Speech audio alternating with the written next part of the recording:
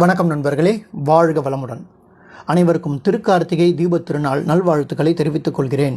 இன்று மாலை எத்தனை மணிக்கு விளக்கேற்ற வேண்டும், எத்தனை விளக்குகள் ஏற்ற வேண்டும், எத்தனை விளக்குகள் நாம் ஏற்றுகிறோமோ அத்தனை விளக்குகளை நாம் ஏன் ஏற்றுகிறோம், காரணம் என்ன, இந்த கார்த்திகை மாதம் யாருக்கு உகந்த மாதம் என அனைத்தையும் நாம் இப்போது பார்க்க போகிறோம்.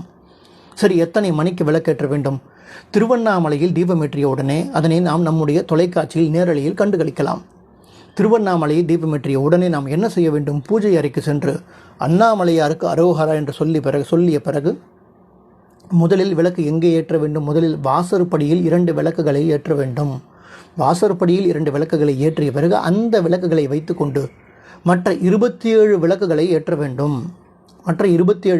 ஏற்ற வேண்டும்.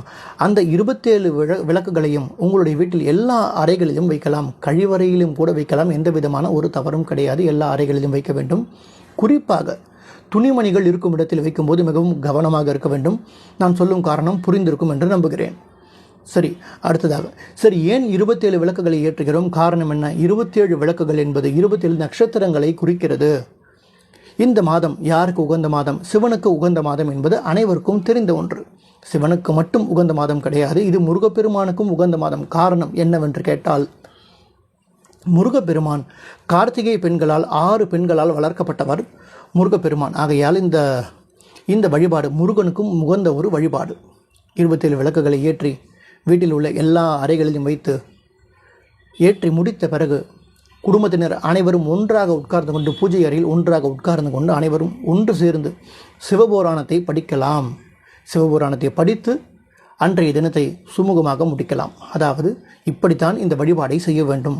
இப்படி நீங்கள் செய்யும்போது, குடும்பத்தினர் அனைவரும் ஒன்று சேர்ந்து செய்யும்போது, சிவபுராணத்தை படிக்கும்போது உங்களுக்கு கிடைக்கக்கூடிய அந்த புண்ணியம் இருக்கிறது, அதனை சொல்லி வர்ணிக்க முடியாது. அப்படிப்பட்ட புண்ணியத்தை நாம் அனைவரும் பெறப்போகிறோம்.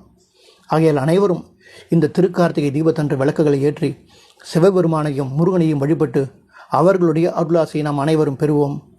அவர்களுடைய ஆசை நமக்கு இருந்தால் வாழ்க்கையில் எந்த விதமான ஒரு பிரச்சனைகளும் நமக்கு இருக்காது. நாம் எப்போதும் சந்தோஷமாக இருக்கலாம். உடல் நலம், நீள ஆயுள், நிறை செல்வம், உயர் புகழ், மெய்ஞானம் என அனைத்தையும் பெற்று நாம் சந்தோஷமாக வாழ்வோம் என்பதில் எந்த விதமான ஒரு மாற்று கருத்துக்கும் இடம் கிடையாது. ஆகையால் அனைவரும் இந்த தீப திருநாள் அன்று விளக்கை ஏற்றி முருகப்பெருமானையும் சிவனையும் வழிபட்டு நாம் அனைவரும் அவர்களுடைய அருளாசியை பெறுவோம். நன்றி, வணக்கம், வாழ்க வளமுடன்.